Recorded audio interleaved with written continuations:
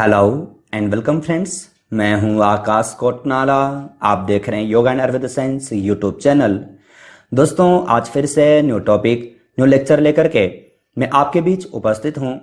आज हम यहां पर हठ प्रदीपिका ग्रंथ में वर्णित कुंडलिनी शक्ति के बारे में चर्चा करने वाले हैं।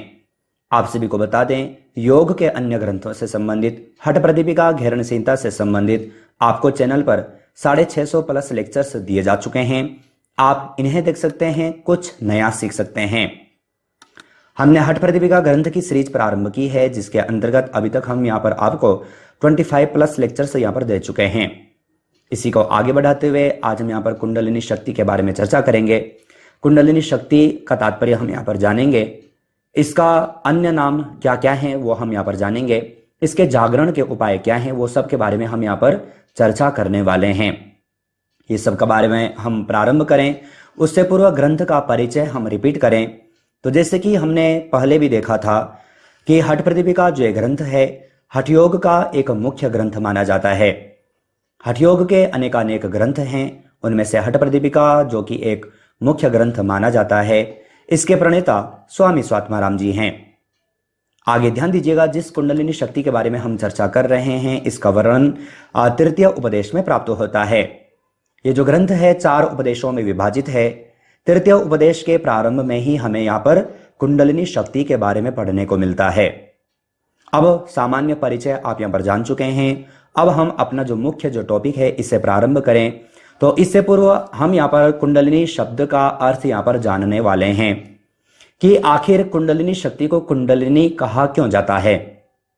तो जैसे कि आप देखेंगे, कहा है कुंडलिनी शब्द का तात्पर्य संस्कृत के कुंडल शब्द से है, जिसका अर्थ है घुमावदार।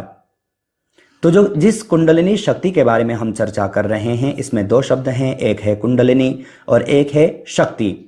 तो शक्ति का तात्पर्य शक्ति से है, एनर्जी से है, और कुंडलिनी का तात्पर्य संस्कृत के कुंडल शब्द से है, जिसका अर्थ होता है घुमावदार, यानी कि वृत्ताकार, गोलाकार।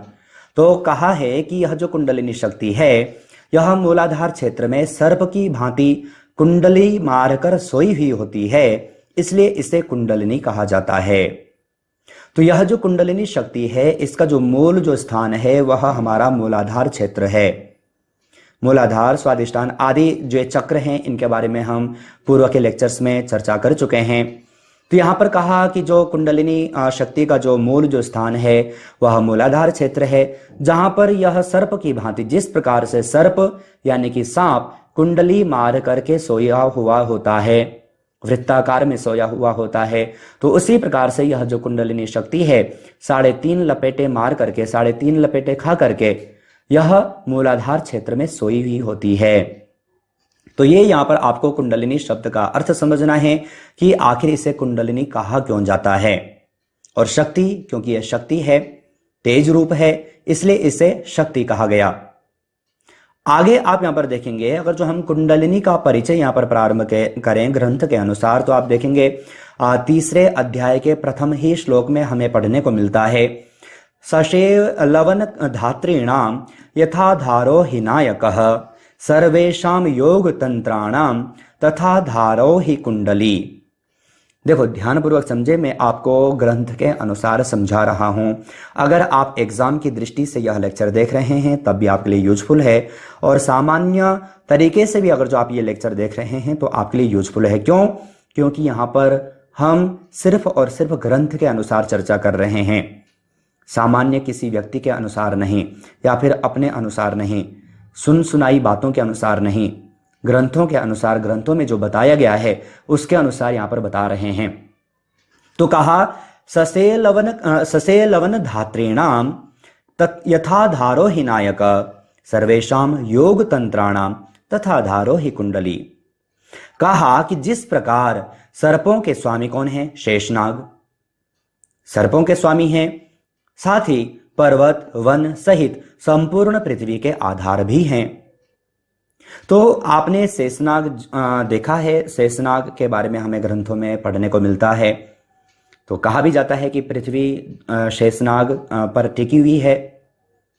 शेषनाग के अवतार महर्षि पतंजलि भी माने जाते हैं। इसके अलावा श्री रामचंद्र जी के भाई यानी कि लक्ष्मण जी भी माने जाते हैं। ये सब के बारे में हम पिछले लेक्चर में भी चर्चा कर चुके हैं, पातंजलि योग सूत्र में हम चर्चा कर चुके हैं। तो शेषनाग जिस प्रकार से किसके स्वामी हैं, सर्पों के स्वामी हैं। और इसके अलावा पर्वत हैं, वन है, यानी कि संपूर्ण पृथ्वी जिस के ऊपर टिकी हुई है, अर्थात जो इन सब का आधार है, उसी प्रकार संपूर्ण योग तंत्रों का आधार भी क्या है, कुंडलिनी शक्ति है। तो कहा कि जिस प्रकार से सर्पों के स्वामी, जिस प्रकार से पृथ्वी, संपूर्ण पृथ्वी का जो आधार है, संपूर्ण पृथ्वी का जो स्वामी है, वह कौन है, शेषनाग है, यानी कि शेषनाग इन सब का आधार है। उसी प्रकार से कहा जितने भी हम योग या फिर तंत्रों के बारे में पढ़ते हैं, करते हैं, इन सब का मूल अर्थात इन सब का आधार क्या है, कुंडलिनी शक्ति है। तो ध्यान पूर्वक समझिएगा। देखो कहीं पर भी आपको इंटरव्यू में पूछा जा सकता है, या फिर स्वयं आप कहीं पर इंटरव्यू लेने जा रहे हैं, क्योंकि अपने चैनल पर जितने भी लेक्चर होते हैं सिर्फ छात्रों के लिए नहीं, जो अध्यापक हैं वह भी इसको देखते हैं, मुझे मालूम है, मेरे कई सारे मित्र भी हैं, तो उनके लिए भी यह यूजफुल है। ध्यानपूर्वक समझते जाएं। तो ये हमें यहाँ पर कुंडली का यानी कि कुंडली को महत्व देते हुए, यहाँ पर कुंडलिनी शक्ति को महत्व देते हुए हमने यहाँ पर जाना। आगे और कहा, दूसरे अध्याय में कहा, दूसरे श्लोक में कहा, सुप्ता गुरु प्रसादेन यदा जागर्ति कुंडली तदा सर्वाणि पद्मानि भिद्यन्ते ग्रंथयोपि च। कहा कि गुरु के अनुग्रह से, अनुग्रह का तात्पर्य होता है कृपा, तो गुरु की कृपा से जब प्रसुप्त कुंडली जग जाती है, प्रसुप्त यानी कि जो सोई हुई है, जब यह जग जाती है तब सभी चक्र और सभी ग्रंथियां खुल जाती हैं। तो ग्रंथियों के बारे में भी हमने अन्य लेक्चर्स में चर्चा की है। मूल रूप से 3 ग्रंथियां हैं, ब्रह्म ग्रंथि, विष्णु ग्रंथि, रुद्र ग्रंथि, जो कि हम पिछले लेक्चर में भी चर्चा कर चुके हैं हठ प्रदीपिका के ही। और चक्रों के बारे में तो अलग अलग ग्रंथों में हमें चक्रों के बारे में पढ़ने को मिलता है। कहीं पर 9 चक्रों की चर्चा की गई है, कहीं पर 7 चक्रों की चर्चा की गई है, कहीं पर 7 चक्रों की चर्चा की गई है। उपनिषदों के अनुसार भी हमने देखे। तो कहा कि जब यह कुंडलिनी शक्ति जब जागृत होती है योगाभ्यास के माध्यम से, गुरु की कृपा से, तब कहा कि जब यह जग जाती है तब यह संपूर्ण चक्रों को यानी कि सभी चक्रों का भेदन करते हुए, तत्पश्चात सभी ग्रंथियों को खोलते हुए ब्रह्मरंध्र क्षेत्र में पहुंचता है। इस प्रकार से आपको यहां पर जानना है। शिव संहिता से संबंधित भी मैंने आपको लेक्चर दिया है, आप वहां पर भी जानें, वहां पर भी इससे संबंधित चर्चा की गई है। इसके अलावा यहां पर आप देखेंगे कि कुंडली, जो ये शब्द हमने जो देखा, कुंडलिनी को अन्य किन किन नाम से जाना जाता है। कुंडलिनी के अन्य और भी नाम हैं, तो चौथे श्लोक में हमें पढ़ने को मिलता है। कहा है, सुषुम्ना शून्य पदवी ब्रह्मरंध्र महापथ श्मशानम सांभवी मध्य मार्गश्चेत्येक वाचका। देखो हो सकता है लेक्चर लंबा लगे आपको, लेकिन टॉपिक तो क्लियर करना ही होगा। कहा सुषुम्ना शून्य पदवी ब्रह्मरंध्र महापथ श्मशानम शांभवी मध्य मार्गश्चेत्येक वाचका। वाचका यानी कि इनको जाना जाता है। कौन कौन से नाम से जाना जाता है, तो कहा सुषुम्ना यानी कि सुषुम्ना के नाम से, शून्य पदवी नाम से, ब्रह्मरंध्र के नाम से, महापथ के नाम से, श्मशान यानी कि शमशान के माध्यम नाम से, शांभवी के नाम से, और मध्य मार्ग, ये सब के नाम से जो कुंडलिनी शक्ति है यह जानी जाती है। अर्थात यह सब इसके पर्यायवाची शब्द हैं। तो ये भी आपको ध्यान रखना है। कोई भी आपसे पूछ सकता है, यूजीसी नेट के एग्जाम में पूछा जा सकता है कि हठ प्रदीपिका ग्रंथ के अनुसार कुंडलिनी शक्ति को अन्य किन किन नाम से जाना जाता है। आप देखें यूजीसी नेट के भी ओल्ड क्वेश्चन पेपर हल करके मैंने चैनल पर दिए हैं, वेबसाइट पर आप जाएं, कई सारे टॉपिक आपको मिल जाते हैं। कोई भी चार्ज आपको कहीं पर देने की आवश्यकता नहीं है, सब कुछ मैंने फ्री में आपको दिया है। चाहे आप चैनल पर देखते हैं, चाहे आप वेबसाइट पर देखते हैं, बस आपको स्वयं के लिए समय निकालने की आवश्यकता है। तो ये यहाँ पर आपको जानना है कुंडलिनी शक्ति के अन्य किन क्या क्या नाम हैं, किन किन नाम से जानी गई है। अब आपने नाम भी देख लिए, परिचय आपने पढ़ लिया, कुंडलिनी का महत्व आपने यहाँ पर देख लिया। अब यहाँ पर एक और इम्पोर्टेंट टॉपिक जो कि आपको ध्यान रखना है कि कुंडलिनी शक्ति के जागरण के उपाय क्या हैं। यह जो कुंडलिनी शक्ति है, कैसे इसका जागरण किया जाए, किस प्रकार से इसका जागरण किया जाए। जागरण का तात्पर्य जागृति से है, यानी कि जगाया जाए। तो 5वें नंबर के श्लोक में हमें पढ़ने को मिलता है, कहा तस्मात् सर्व प्रयत्नेन प्रबोधयितुमीश्वरीं ब्रह्म द्वार मुखे सुप्तां मुद्राभ्यासम समाचरेत्। ध्यानपूर्वक समझें। कहा तस्मात् सर्व प्रयत्नेन प्रबोधयितु मीश्वरीम ब्रह्म द्वार मुखे सुप्ताम मुद्राभ्यासम समाचरेत। मुद्राओं के अभ्यास से। तो कहा सुषुम्ना के मूल स्थान में सोई हुई। तो हमने पहले ही देखा कि कहां इसका स्थान कहां है, सुषुम्ना यानी कि मूलाधार क्षेत्र। अब ये सुषुम्ना नाड़ी, ईड़ा नाड़ी, पिंगला नाड़ी, इनके बारे में भी हम चर्चा कर चुके हैं। आगे डिटेल में भी इनसे संबंधित आपको लेक्चर मिलने वाले हैं। तो कहा कि सुषुम्ना के मूल में यह जो कुंडलिनी शक्ति है यह सोई हुई होती है। कुंडलिनी को जगाने के लिए पूर्ण अभ्यास के साथ मुद्राओं का अभ्यास करना चाहिए।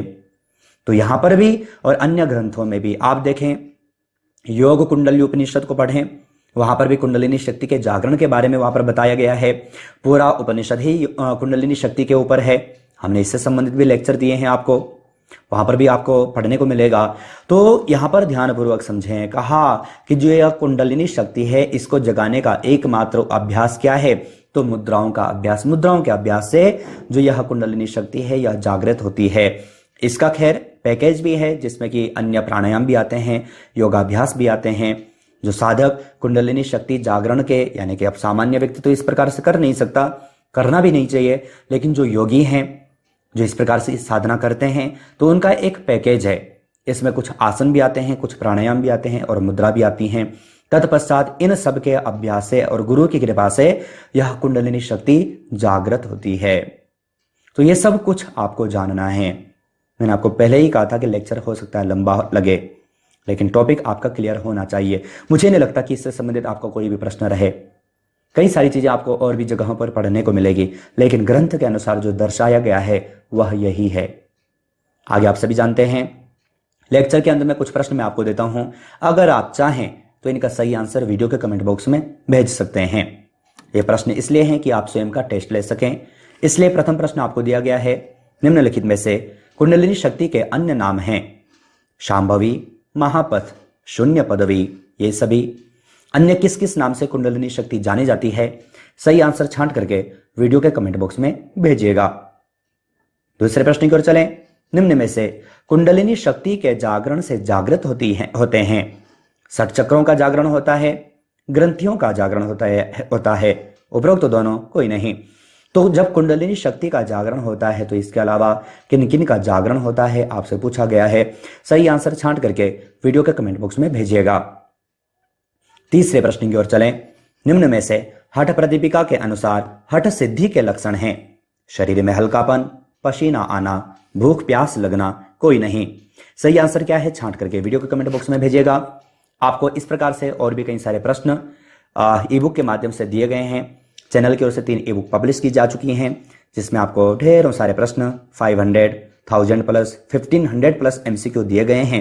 इसके अलावा अगर आप योग के स्टोर पर आते हैं तो कई सारे इक्विपमेंट आपको यहाँ पर दिए गए हैं, जिन्हें आप घर बैठे ही घर पर मंगवा सकते हैं। आप ये सब के लिए आप वीडियो का कमेंट बॉक्स, वीडियो का डिस्क्रिप्शन बॉक्स चेक कर सकते हैं। नेक्स्ट चौथे प्रश्न की ओर चलें।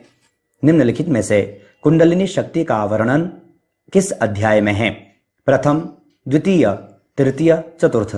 तो कुंडलिनी शक्ति का वर्णन किस अध्याय में हमें प्राप्त होता है आपसे पूछा गया है। सही आंसर छांट करके वीडियो के कमेंट बॉक्स में भेजिएगा। आज हमने यहाँ पर हठ प्रदीपिका ग्रंथ में वर्णित कुंडलिनी शक्ति के बारे में चर्चा की। आशा है ये लेक्चर आपके लिए यूजफुल रहा हो। अगर यूजफुल था तो वीडियो को लाइक जरूर कीजिएगा। साथ ही व्हाट्सएप, फेसबुक के माध्यम से अपने फैमिली फ्रेंड्स लोगों तक जरूर शेयर कीजिएगा। आप चैनल पर ज्वाइन बटन पर क्लिक करके चैनल के 3 प्लान में से कोई भी प्लान ले सकते हैं। चैनल से और अधिक जुड़ सकते हैं। इसी प्रकार से अन्य टॉपिक, अन्य लेक्चर के साथ आप सभी से फिर से मुलाकात होगी। लेकिन तब तक आप अपना और अपनी फैमिली का बहुत ख्याल रखिएगा। बाय।